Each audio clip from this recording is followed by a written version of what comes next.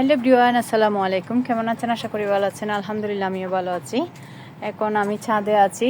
দেখতে পাচ্ছেন আমাদের মুরগির এই গড় একদম বড় হয়ে আছে, কিন্তু গড়ের মধ্যে মুরগিগুলো নাই। মুরগি নাই বলতে আমার মুরগি ছিল টোটাল 10টা থেকে 3টা জব করে দিয়েছি, আর ছিল 60টার থেকে 2টা মুরগি অলরেডি হারিয়ে গিয়েছে বলতে এখানে ছাদে এসেছি। ছাদে আসার পরে প্রথমে একটা মুরগি বের হয়েছে, সেটা আমরা ধরতে চেয়েছিলাম। তো 6 তলার উপরে 7 তলায় গিয়ে এটা ধরতে চেয়েছি, আর মুরগিটা এমনভাবে উপর থেকে লাফটা দিয়েছে, লাফ দেওয়াতে মুরগিটা আমরা আর পাই নাই। অনেক খোঁজাখুঁজি, অনেক কষ্ট করে দেখলাম। এই তো এই সিঁড়ি দিয়ে গিয়ে এই জায়গা থেকে আমার মুরগিটা তো নিতে চেয়েছিলাম।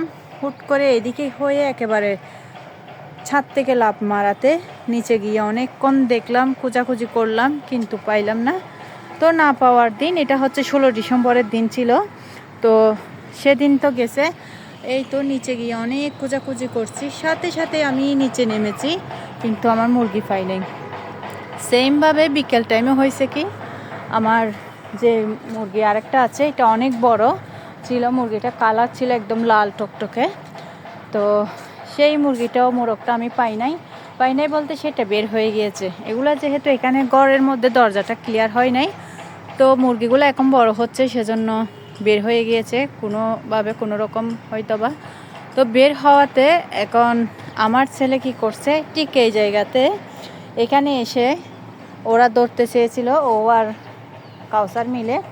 তো দুইজন মিলে ওরা ধরতে চাওয়াতে এই দিক থেকে লাফ মারাতে ঠিক চলে গেছে এই পাশে। একটু দেখাই আপনাদেরকে।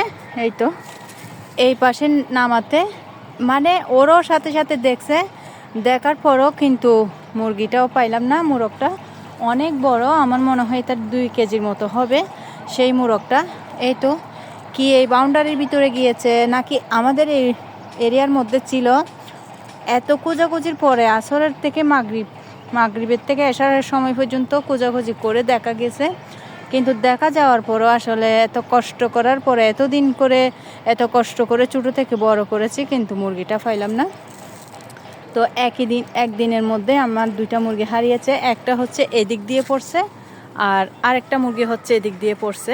তো 2 দিক দিয়ে পড়াতে আমি 2টা মুরগি আসলে একই দিনে হারাইলাম। তো অনেক খোঁজাখুঁজির পরের দিনও গিয়ে অনেক দেখলাম, কিন্তু কোনো রকম আমার মুরগিটা পাই নাই। আর মাঝে মাঝে এখনও মনে হয় মুরগিটা আওয়াজ দিচ্ছে এরকম। তো অনেক কষ্ট করে বড় করেছি আসলে।